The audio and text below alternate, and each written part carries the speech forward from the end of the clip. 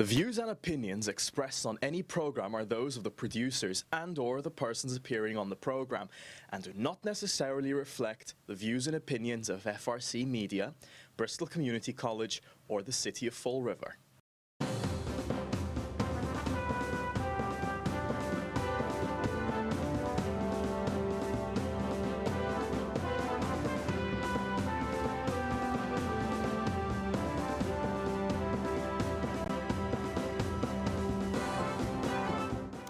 Well, hello. Welcome to Spindle City Straight Talk. I'm Chip. And I'm CJ. And it is Monday, the beginning of another week in the Riv, and a busy week it may be. It's going to be cold week. It's going to be very cold tomorrow. Yeah. Get ready. Stay indoors if you can tomorrow. Right, yeah. It's going to be, wind chills are going to be below zero. Below zero, yeah. It's winter. It's winter in New England, and then the day after probably 80 degrees. Welcome to New England. Welcome to New England. Hey, I got to give credit for Friday's snowstorm to DCM and the contractors and the employees over at DCM. They did a great job of cleaning up the streets. They did it right. The streets were clear. I don't know how yours were, but Plymouth Avenue was clean. Robeson Street was clear. Even my street, which is a side street, was cleared. Yeah. So I was very surprised. I think they did a great job. They did. And, everything's got to be relative. I mean, look, people always complain about snow and snow removal. It was a pretty good storm. It wasn't a real heavy storm. They didn't have a lot of snow to move.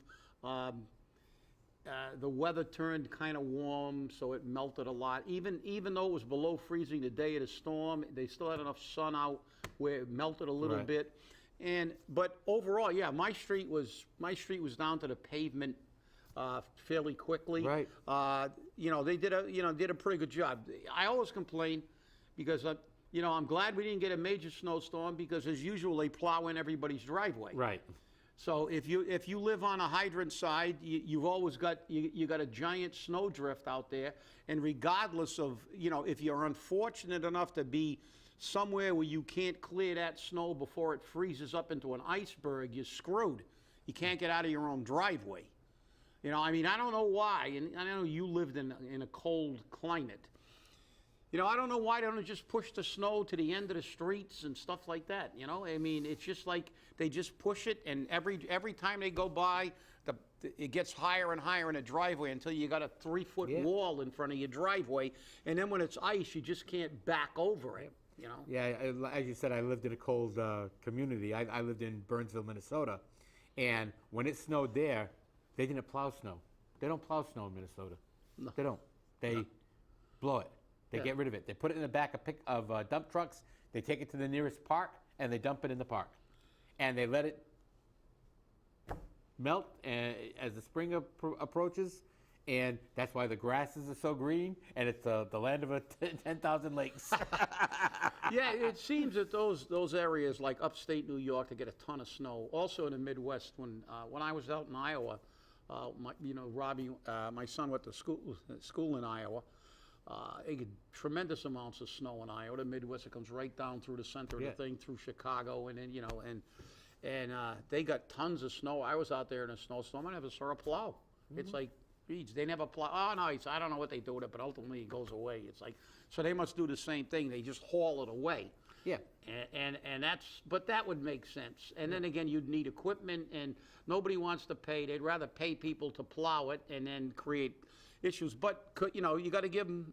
They did a good job. It was a smaller storm, but I just hope they keep the same kind of thing on a bigger storm. And we know this is not. We're not going to be fortunate enough for this to be the one and only storm that we get this year. Exactly. My thing is, and I asked this in the weekend flush, how much did it cost us? Yeah.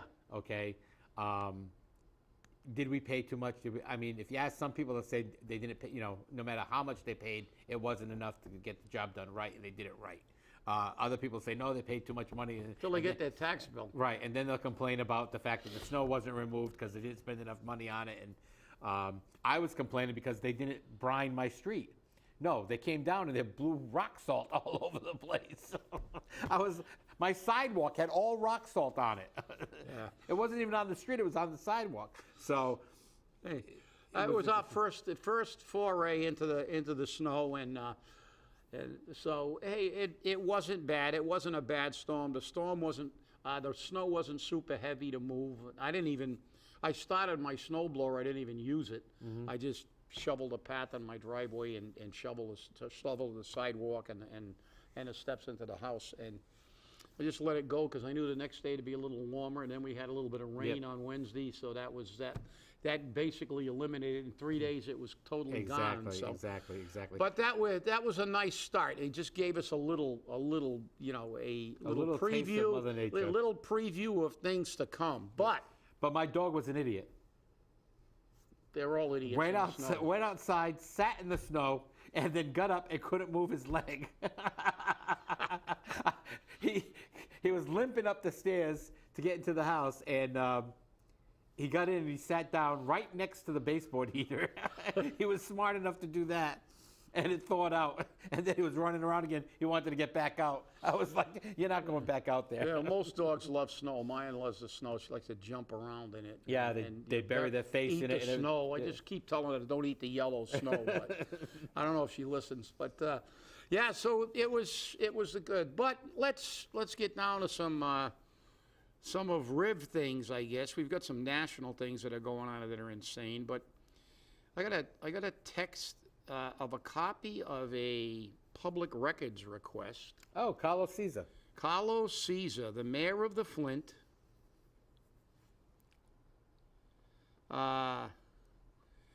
requesting copy of the mayor's Flint Neighborhood Urban renewal process.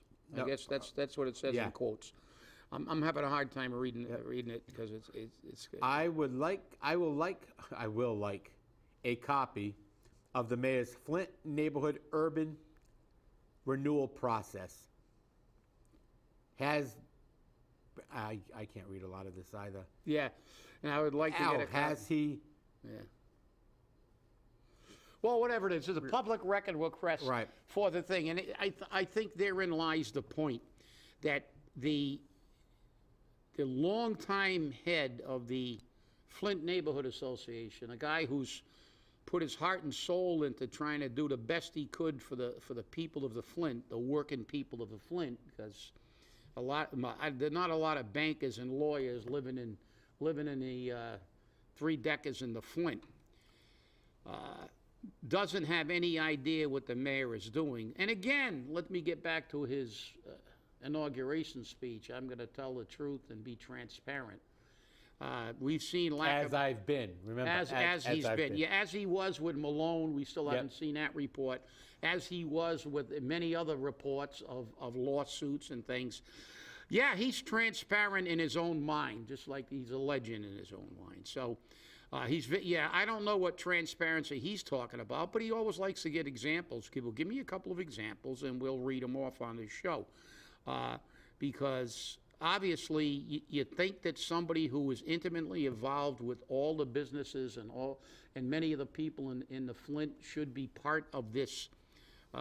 No. What we need is the out-of-town developers and the rich people to tell us how to take care of the great unwashed that live in the Flint, because that's the attitude. But this again highlights that there's don't believe the con. This is a lack of transparency again.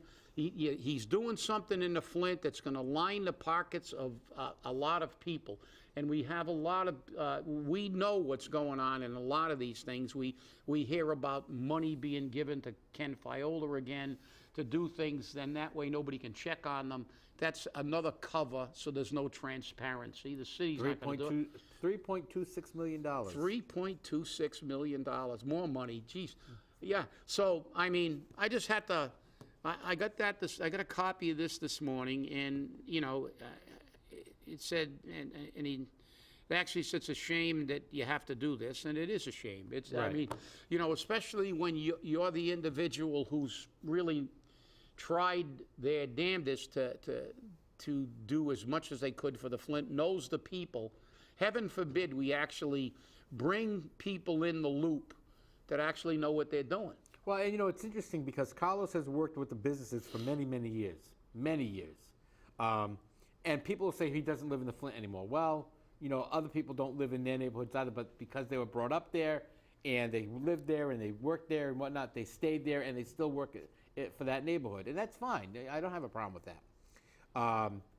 But when you do so much work like Carlos has done, I've seen him help open businesses. I've seen him have to close businesses. I've seen him move businesses. But the big problem Carlos has been complaining about is that the blighted buildings in the Flint, the buildings that they can't do any work on because they can't get building permits, are because the city won't issue a building permit to a property owner who owes property taxes. Well, they owe property taxes because they can't rent the building. And they can't rent the building. And they can't rent the building because they can't get the So it's a vicious circle. Catch-22. Right. It's a catch-22. If the mayor and the city council would come together and say, okay, look, here's what we need to do. We need to create a special exemption for places like in the Flint so that if their taxes aren't paid and they can do this redevelopment, then let them do the redevelopment and enter a payment plan with the city and let's move from there. Or something I'm afraid they're going to do is I'm afraid the city may take these properties by tax title and then sell them off to their friends. Well, maybe that's the plan. But, I mean, there you go again, CG. I tell you, you just, you keep talking about plans and logic and stuff like that. I know. I mean, what are you? Where are you? You're in Fall River. Come on. Or the government. Period. We've seen what the government has done with COVID and right. and the lion and even to the Supreme Court level, which I'll rant about in a second. But the reality is, yeah, that makes sense. You got a guy who owns a business. He may have some potential to get back in business and do something, but he needs to renovate his building. Why wouldn't you work with him? Say, okay, as you said, look, nobody's saying just hand people the money, kind of like what the Office of Economic Development used to do, just give people money. And there were allegations many years ago about people getting money to develop buildings that never developed them. You just took the money and disappeared. Right. And there was no follow-up on what they did with that money. And that was a real factor. I know an individual who had a whole list of those properties, and he ran for city council. He didn't get in, and then it got buried after that. Got buried. But nobody's saying just throw money at them. As you said, bring them in, look at their plan. Why do you want to do this? What are you going to do with this? Sign a contract with the city that you will pay it. Have a legitimate plan, not just because you want to put lipstick on the pig, you have nothing, but come up with it and then try to work with some people. That's when you're actually investing in the community, not bringing in multi-millionaires, a group of multi-millionaire developers to come in here and make market rate housing out of everything and then disappear. Well, you see, here's the problem with, well, not a problem. I mean, for some, it's a great benefit. Most of the buildings in the Flint that are blighted are historic buildings. They're very old buildings. I mean, I was looking at some of the pictures recently that popped up with what those buildings used to be. Like, one of the buildings used to be a furniture store, and I'm not talking about Shalmore. I'm not talking about Shalmore. I know the other one. It was up the street a little bit, and it had a window on the side, which is now all bricked in. And I saw the two pictures of the building, and it's amazing the differences in the building. I mean, but I remember a business, a clothing store, Amazonia, that was in the Flint. I got suits from there. Yeah. Then there was Shalmore Furniture. We remember that. I mean, these were all businesses. Yeah, the Strand Theater. Yep. And these were all businesses. And how all many the restaurants? Yeah. How many restaurants were there in the Flint? Let me see. Let me start at Stafford Square, see how much I can remember. You can correct me. Let's see, because I grew up in the Flint, still basically live in the Flint, and basically lived in the Flint most of my adult life. Starting at Stafford Square, you had Ed's, affectionately known as Dirty Ed's, right? Then you had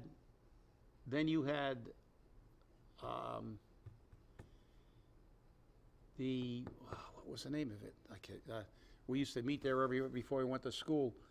Lebanese restaurant, Lebanese-owned restaurant, Shay's restaurant. It ended up being Shay's restaurant, and I've drawn a blank but we used to meet there every morning and have breakfast, everybody, and then get on the bus to go to Durfee. That's when you actually used to have to, they didn't pick you up at your house in a cab. So we actually used to have to go, and we used to meet there after school.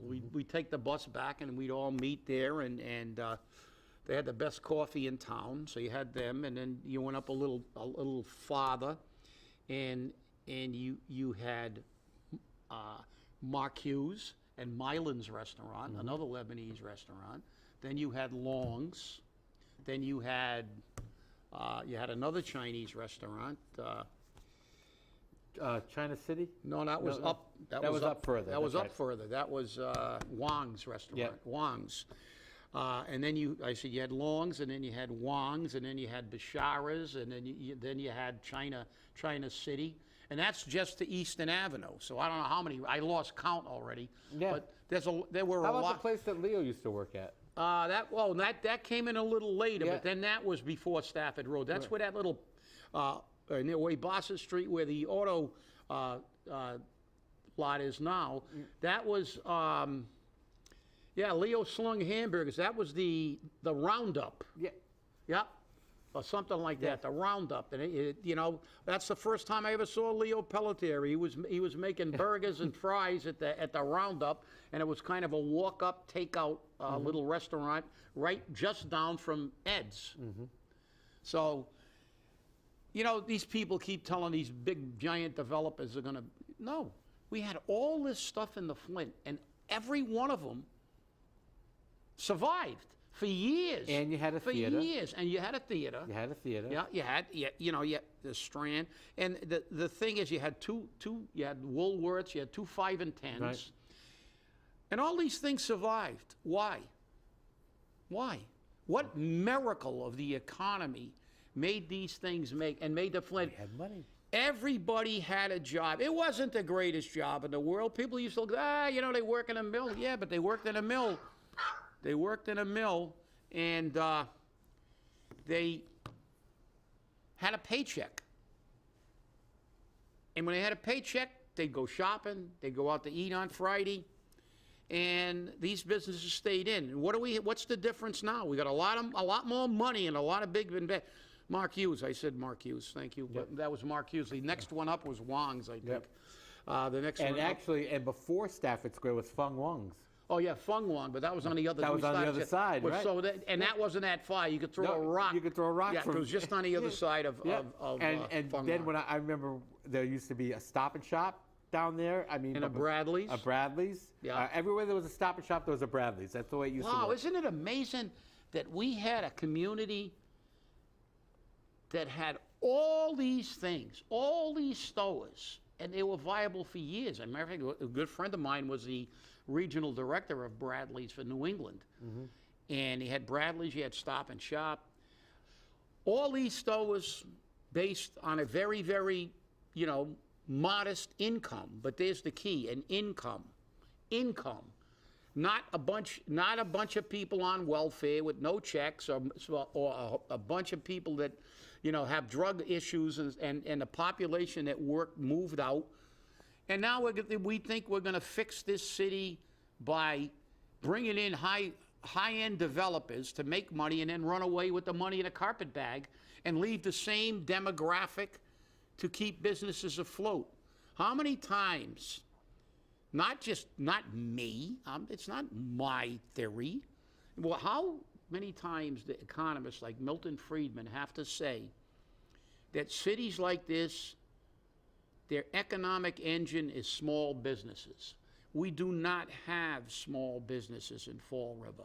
We have apartments in Fall River now.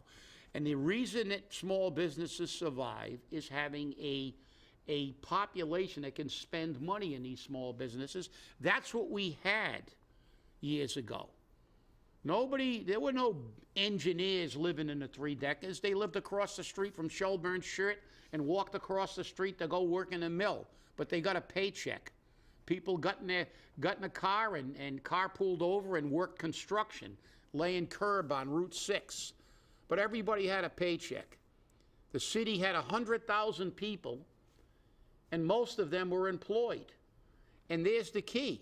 The key is this is the fallacy in what they're trying to ram down your throat. They lie their butts off to you. They keep telling you if they print money and give you free money, that this economy is going to get better. It won't. You'll blow the money unless you're the Boston Marathon bomber and they took your check back from you because he got a check. The fact is that the inflation, you create inflation, and then when they spend that money, there's no more money to spend, and businesses can't stay in business. All this printing money does is create inflation. It doesn't, and this is the lies. They just lie about everything, and they call everybody else a liar, like somebody I know that's in the 6th floor. Everybody else is lying, like Sotomayor, Supreme Court. You get taken off the air because you tell the truth about COVID, and then she says that the Omicron is just as dangerous and can kill more people, even though the entire world knows that. Says there's 100,000 children hospitalized, many of them on ventilators. An absolute lie. Everything is a lie. Then you had another one, pure politics. Supreme Court being used for pure politics. These people are supposed to be making an opinion on the law, the application of the law, and they've made the Supreme Court into a political body, which it was never intended to be, and that's what's destroying our society. Well, what's interesting is, you're talking about 100,000 people in the hospital and whatnot.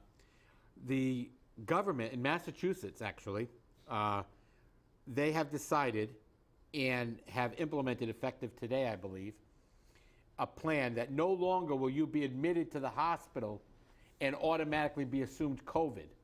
If you're admitted to the hospital with a heart attack, the primary diagnosis will be, heart attack, myocardial infarction. Yeah. If you turn up positive for COVID, that will be the secondary diagnosis, because right now, if you turn up positive, it becomes the primary diagnosis. Yeah. So now they're going to change that.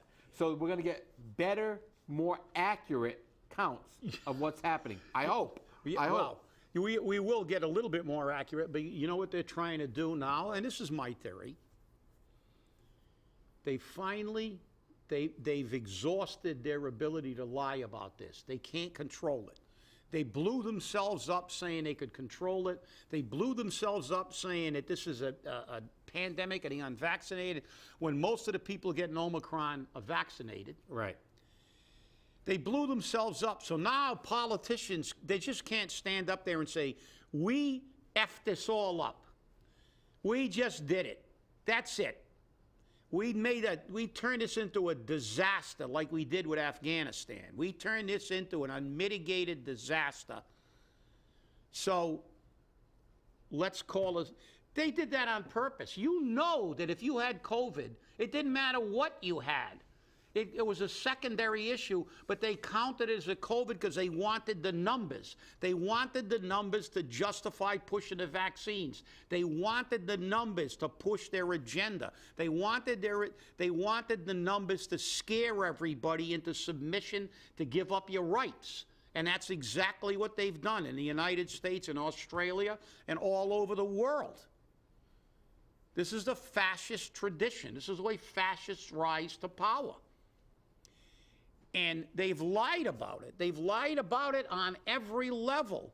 And you're right. These statistics are not close. And now you're going to start actually getting more accurate statistics, because what did Brandon say after campaigning? I am not going to stop the economy. I'm going to get rid of this disease. And again and again. And now what does he say? There's no federal. The federal government can't fix this. We're going to have to give it to the states. Well, yeah, you made all your money. All your pharmaceutical buddies made money. Everybody made money off of this. It's run its course. Now even some of the dummies that believe this crap are actually now realizing what a bill of goods they gave them. Because this is all BS. Nobody's saying don't take a vaccine. I'm fully vaccinated. That was my choice.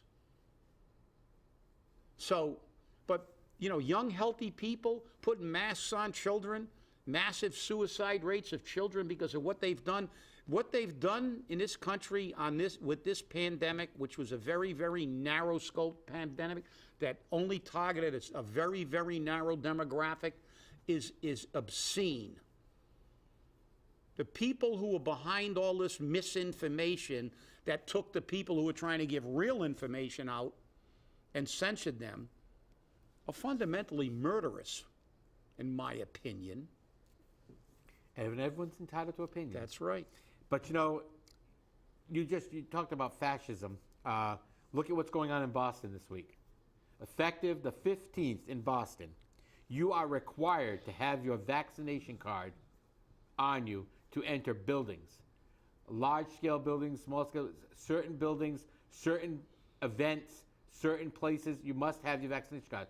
You know what I hear when I hear them say that you must have your vaccination card? Your papers, please. Show me your papers. Show me your papers. Nazi Germany. Yep. Show me your papers. Show me your papers. That's exactly it. And the irony of that is, they accuse the opposite party and conservatives of being the Nazis, the fascists. Right. Oh, they're all fat. They're all crazy people. They're not the ones demanding papers. Mm-hmm. They're not the ones violating constitutional rights, the very foundation of this country, to mandate people using an organization that's supposed to be workplace safety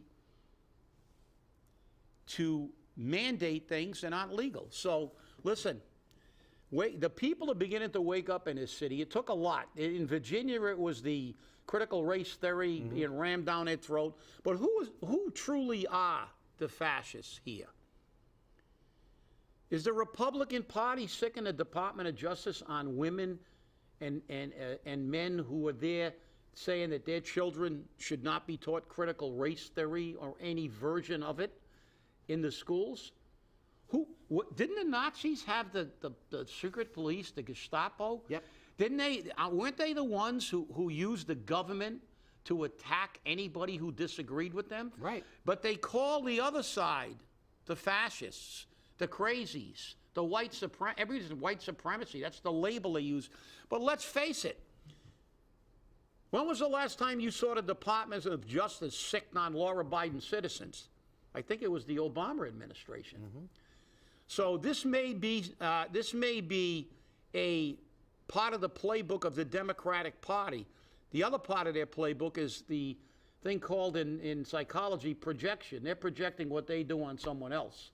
So they accuse other people of being what they are. They are the Nazis. They are the fascists. They're the ones sicking the government, the FBI, and the Department of Justice on somebody who has a different opinion. And that's not America. Well, what's interesting is, we've said this before, when the government gives you everything. Yeah, when the government has the power to give you everything you want, it has the power to take everything you have. That's Thomas Jefferson. That's right, Thomas Jefferson. So, and when you're talking about the papers, they've already created apps. Can you believe this? Apps for your phone to show your vaccination status. Unbelievable. I wonder if they'll accept it if you have it tattooed on your butt. So then when you go in, you can pull your pants down and show them the cheeks of your rear end. That's right. You can say, kiss my vaccination. Yeah, this is what I think of your vaccination. Your vaccination Gestapo tactics. Yep. Kiss my vaccination, right? Unbelievable. But hey, everyone, remember, tomorrow it's going to be very cold. Please take care. Yeah, stay safe. Check on your family members. Check on your elders. Make sure everyone's safe and warm. If you're having a problem with the heating system, get it taken care of today, because I already know that the boiler repairmen and the heating system repair people are busy and they are slammed. So get your calls in early. All right? And remember, 19 people died in New York City because of a space heater, so be careful. Be very careful of those space heaters. Hey, I want to thank you for watching, and remember, stay safe, stay angry, and hold your politicians accountable. We'll see you on Wednesday. Bye.